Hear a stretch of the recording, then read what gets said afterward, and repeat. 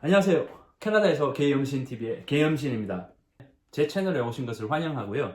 오늘은 이제까지 배웠던 그 이론 교육을 뒤로 하고 오늘부터는 좀 재밌는 실전으로 넘어가 볼까 합니다. 자, 오늘 제가 준비한 것은 요즘에 많이 하시는 하이라이트 기본 베이직 첫 시간이 되겠습니다. 오늘은 제가 하이라이트를 근 10년 넘게 노가다처럼 하면서 배웠던 그리고 느꼈던 노하우를 여러분께 하나도 빠짐없이 다 알려드릴 테니까 여러분들 꼭 제 영혼까지 털어가시길 바라겠습니다.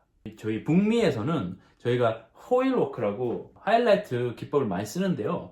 제가 생각했을 때 지금 한국에서 아예 그냥 하이라이트만 들어가는 경우는 많이 없다고 생각을 합니다. 자, 한국에서는 아마도 오늘 제가 가르쳐드리는 이 내용을 바탕으로 여러분들이 활용하실 수 있는 부분들이 많으실 거예요. 어떤 게 있냐면 예를 들어서 하이라이트 기법을 써서 투톤 염색이라든지 아니면 액센트를 여기저기 준다든지 그런 식으로 응용을 하셔서 여러분의 디자인을 마음껏 표현하시면 좋을 것 같습니다. 자, 그러기 위해서는 저희가 기본적인 테크닉을 배워야겠는데요. 자, 아까도 말씀드렸듯이 이론을 너무 많이 하지 않고 실전과 팁 위주로 많이 가겠습니다. 그 전에 딱 한 번 더 이론으로 넘어가자면, 자, 빠르게 하이라이트에는 두 가지 기법이 있습니다. 첫 번째 위빙이고 두 번째가 슬라이싱입니다. 위빙은 무엇이냐? 위빙은 모발을 잡고 이런 식으로 위빙을 뜨는 겁니다. 이런 식으로 간격이 많이 드러나 있죠? 자, 슬라이싱은 떠서 일직선으로 떠서 가는 겁니다. 자, 위빙을 할 때는 보통 저희가 세 가지 방법으로 하는데, 첫 번째는 촘촘하게 들어가는 위빙,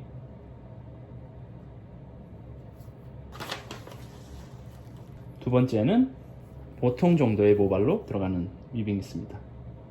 중간 굵기로, 그 다음에 아주 넓은 굵기로 이렇게 두껍게 가는 경우가 있겠습니다. 자, 이때 주의하셔야 될 점은 너무 모발을 두껍게 뜨면 살짝 아마추어 같은 그런 느낌이 드니까 저는 별로 개인적으로 선호하지 않아요. 너무 두껍게 뜨면 저 얼룩말 있죠? 얼룩말처럼 이렇게 변하거든요. 약간 좀 머리가 촌스러워지니까 좀 웬만하면 두껍게 가지 않고, 최근에 자연스러운 그런 스타일이 유행하잖아요. 그래서 자연스럽게 갈 때는 최대한 파인하게 가주는 게 좋고, 근데 모 양이나 모 질에 따라서 조절을 잘 해주셔야 돼요. 자, 다음에 보여드릴 스킬은 슬라이싱인데요. 슬라이싱은 아주 쉽게 들어갈 수 있습니다. 모발을 잡고 원하시는 만큼만 일직선으로 뽑아주시면 돼요. 이런 식으로 보이시죠? 이게 얇게 가면 자연스러운 모발 하이라이트가 기존의 베이스 컬러랑 잘 어우러져서 자연스러운 하이라이트가 표현이 되겠고요. 이게 만약에 두껍게 간다 이러면 당연히 볼드 루킹이라 해서 눈에 확 띄는 그런 효과를 주게 되겠죠. 요즘에 계속 제가 모자를 쓰는 이유가, 지금 저희 여기 미용실이 3주째 지금 강제 휴가입니다. 캐나다 저희 주에서 뷰티 업계 쪽에 영업 금지령을 내렸습니다. 그래서 어디 갈 수도 없고 서로 잘라줄 수도 없는 그런 상황이기 때문에 지금 헤어스타일이 장난이 아닙니다. 모자를 쓰는데 좀 이해를 해주시고요. 자, 나중에 제가 또 따로 영상을 만들 텐데 커트에 따라서 하이라이트가 들어가는 방법이 또 따로 있습니다. 예를 들어서 간단하게 말씀드리자면, 온넥스인데 밑에서부터 하이라이트를 엄청 넣어요. 어떻게 되겠습니까? 커트를 이해하시는 분이라면 대답이 쉽게 나오겠죠. 위에서부터 원넥스는 위에 있는 모발들이 전체 표면을 다 덮기 때문에 밑에 아무리 넣어봤자 보이지가 않습니다. 전체적으로 다 넣을 수도 있겠지만, 커트를 이해하면서 이렇게 원넥스 같은 경우 어느 정도 위에만 하이라이트를 해도 전체적으로 하이라이트가 다 들어가 보이는 그런 효과를 줄 수가 있겠죠. 그리고 반대로 생각해서 레이어가 있는 머리에 탑 부분만 하이라이트를 준다면 어떻게 될까요? 탑 부분에서 하이라이트를 여기만 주고 쭉 내리면 여기서 뚝 끊겨버리는 그런 아마추어 같은 결과가 일어나겠죠.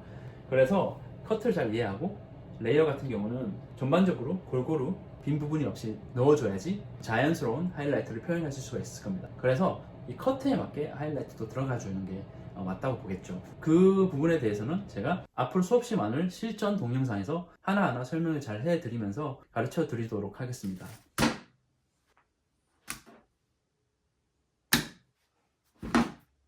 데몬스트레이션에 앞서서 준비물을 간단히 보자면, 장갑. 이 장갑을 저는 쓰시라고 말씀드리고 싶네요. 왜냐면 저는 학교에서 학생들을 가르치는 선생님이기 때문에 정석대로 해야 됩니다. 근데 저는 안 써요. 여러분들의 자유에 맡기시겠고 정석은 써야 됩니다. 자, 그리고 포일인데요.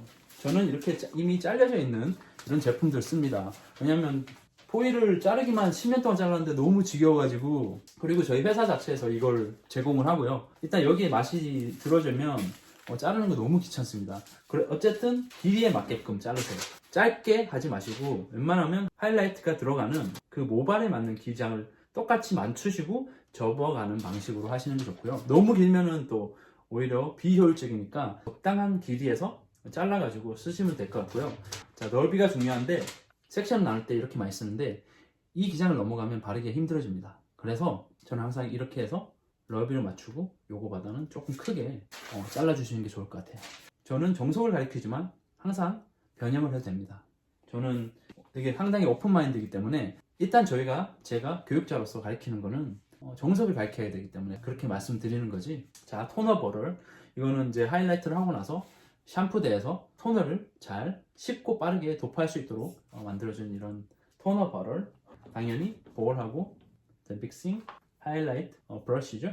그리고 제일 중요한 게 이런 테일 컴브인데요. 한국에서 쓰시는 그런 꼬리빗으로 쓰시면 하이라이트 하기 조금 힘든 거를 제가 느꼈거든요. 그래서 좀 더 정교하고 깔끔한 라인을 만들 수 있는 이런 테일 컴브를 추천드립니다. 자, 일단 살색질 한번 만들어 보겠습니다. 기장에 따라 좀 다른데 저는 항상 30g부터 시작을 해요. 공기 중에 오래 나와 있으면 좀 약간 파워가 좀 떨어지는 그런 경험이 있어서 조금씩 자주 타는 거를 추천을 드리고요. 특히 혼자서 작업하시는 분들 있죠. 그리고 산화제랑 탈색제 비율은 한 1대1 정도가 적당한 것 같아요. 그보다 너무 적게 산화제를 타면 너무 띡해서 잘 도포하기 좀 어렵고요. 너무 묽으면 1대2나 이렇게 하면 모발이 포일에서 흘러내려서 잘 붙어있지 않게 됩니다. 그러면 이제 여기저기 묻어가지고 난리가 나겠죠. 아주 그냥.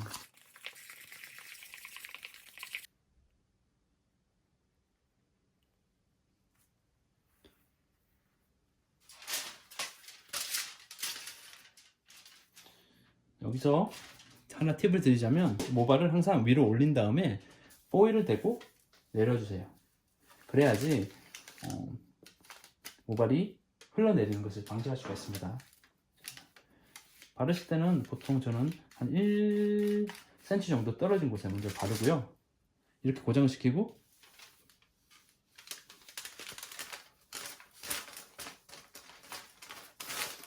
다 바르고 나서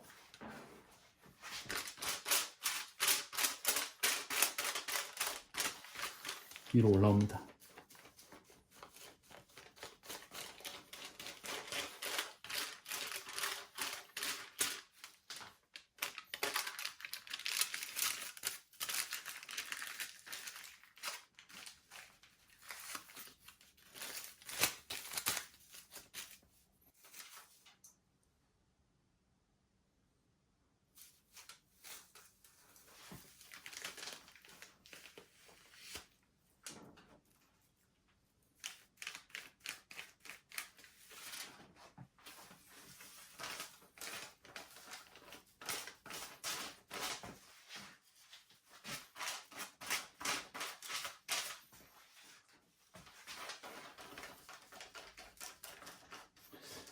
최대한 가까이.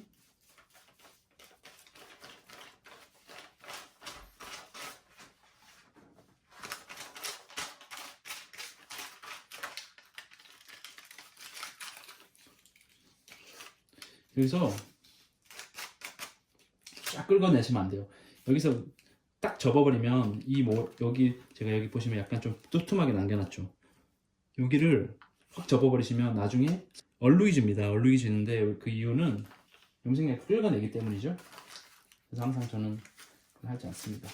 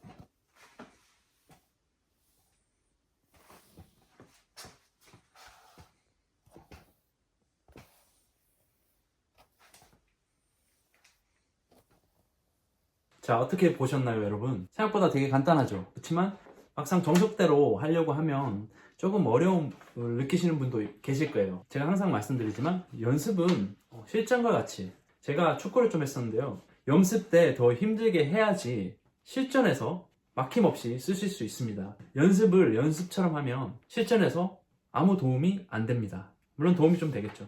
근데 연습을 실전처럼 하면 아무래도 실전에서 쓰실 때 아주 자연스럽게 그 스킬을 쓰시는 여러분들을 발견하게 될 거예요.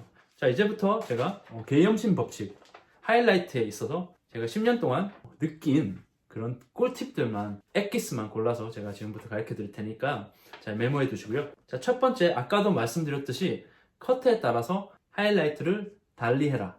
무조건 그 커트의 그 레이어가 되게 중요한데, 그 레이어가 어떻게 두상에서 떨어지나 어디에서 떨어지느냐, 이런 것들을 잘 고려하셔서 하이라이트를 넣으셔야 되고요. 아니면 커트 디자인에 맞춰서 강조하고 싶은 부분에 빵 하고 두껍게 몇 개 들어갈 수도 있고요. 그렇게 해서 전체적으로 컬러를 덮어버리면 아주 자연스럽게 블렌딩 되는 그런 스타일을 표현하실 수가 있다고 생각합니다. 자, 두 번째, 이 하이라이트에서 이 하이라이트의 양을 많이 넣으면 많이 넣을수록 최대한 자연스러워지는 그런 효과를 볼 수 있고요. 적게 넣으면 적게 넣을수록 대비되는 효과, 즉 눈에 확 띄는 그런 효과를 볼 수가 있겠죠.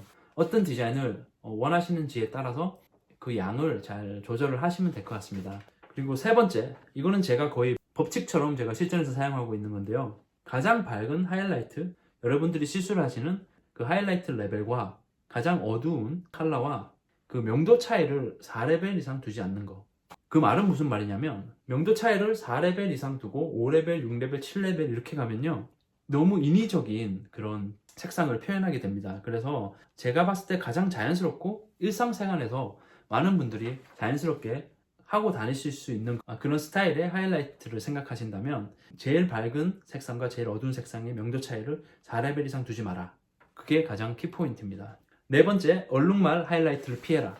자, 이게 무슨 말이냐, 사진에서 보시다시피 얼룩말 문양의 그런 하이라이트를 피해라.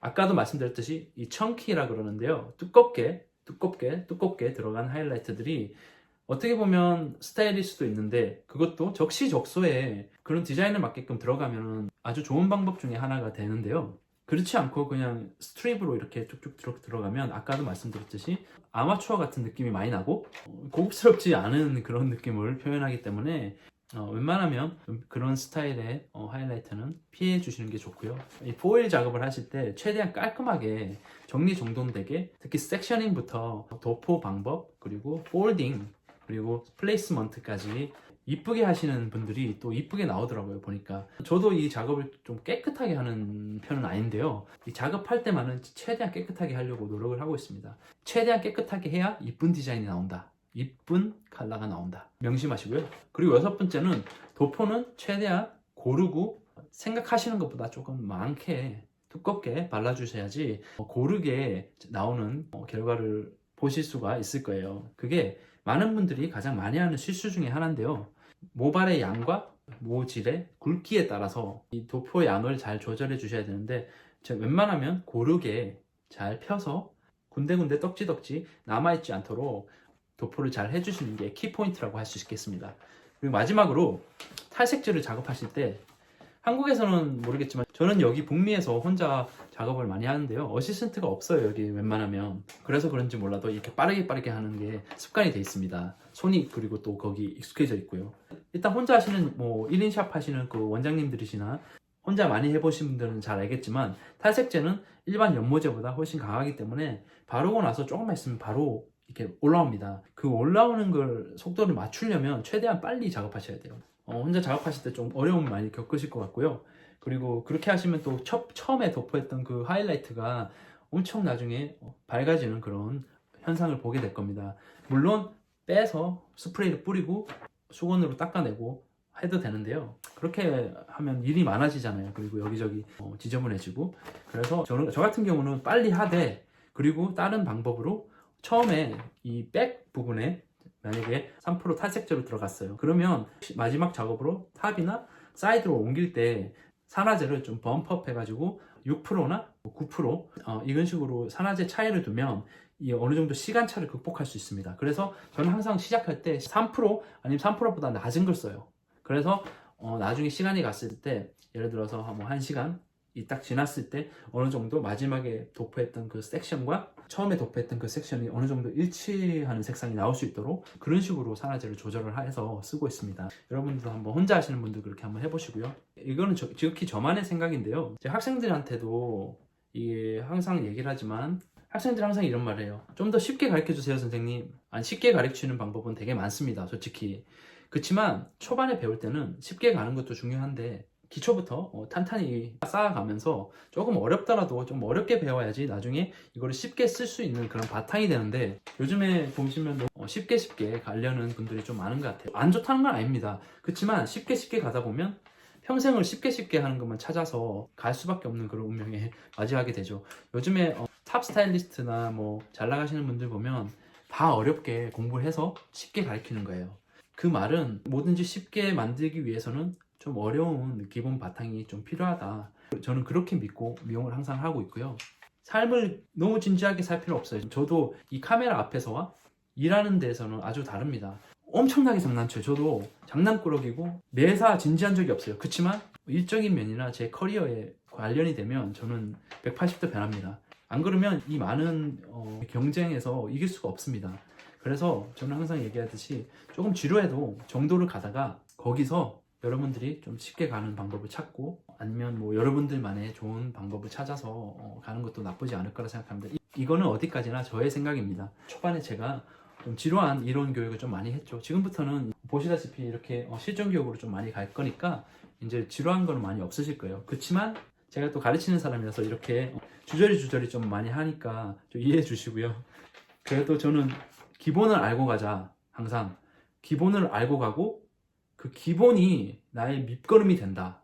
항상 믿고 있는 사람이기 때문에 그래서 연습은 여러분들 연습하실 때 특히 이제 갓 시작하시는 그 꿈나무 여러분들 연습하실 때는 제대로 하세요. 시간 맞춰놓고 30분, 40분 맞춰놓고 본인이 연습을 그렇게 실전과 같이 하시면 분명히 100% 장담 드리는데 치고 올라갑니다. 무조건 치고 올라가게 돼 있어요.